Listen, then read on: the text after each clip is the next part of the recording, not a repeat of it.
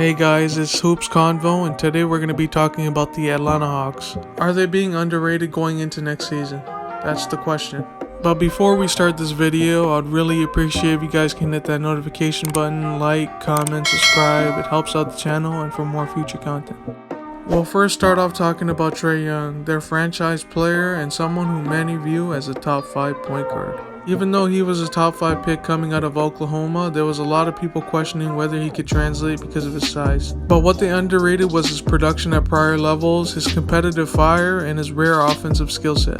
He's like the only true point guard in the league that can give you 30 points and 10 assists on any given night. We've seen point guards in the past that are mainly scorers like a Gilbert Arenas, and then we've seen the other side where we have an elite playmaker like a Rajon Rondo. But we don't see a point guard that's elite at both scoring and playmaking. Trae is different in that regard. In a lot of ways, he's like a modern day Steve Nash that's way more gifted as a scorer. I know the Hawks get a lot of criticism for trading Luka Doncic on draft night for him, but Trae is a very special player. That might be the greatest win-win trade in NBA history, just in terms of both guys being franchise players, generational production, and they both look like future MVPs. 4 years into Trae's career, he's already a 25-10 player, someone who made multiple All-Star games, an All-NBA team just last season, and a future face for the Atlanta Hawks, proving all the doubters and skeptics that said his game wouldn't translate all wrong.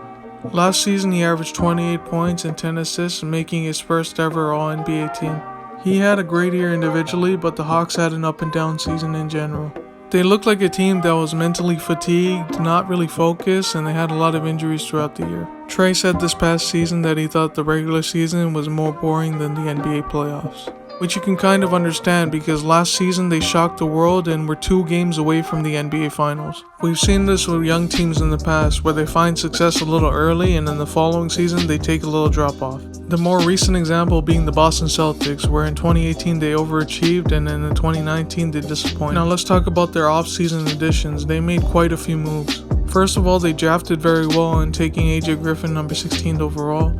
Then they added the Holiday brothers and Kaminsky, and most importantly, traded for All-Star guard DeJounte Murray, which is one of the more underrated trades of this offseason in my opinion, and someone who they actually need. His fit on paper with Trae is a little questionable because they're both ball dominant, but I do believe Trae has the ability to play off ball. It's just the Hawks haven't really explored that option. And that's what hurt them in the playoffs last year against the Heat. Miami's primary goal was to take the basketball out of Trae's hand and force the others to beat them. DeAndre Hunter showed some flashes, but it just wasn't good enough. This is where DeJounte's fit comes in because he's a primary ball handler, can make plays off the dribble, score, and also it allows Trae to play more off ball like I mentioned. Let's just say for whatever reason it just doesn't work out. They can always stagger their minutes the way the Houston Rockets did back in 2018 with James Harden and CP3. Having 48 minutes of elite guard play is a huge plus. Not to mention Murray is an all-NBA defender, something I don't recall the Hawks ever putting next to him. Now I'm going to tell you what I see from the Atlanta Hawks next season.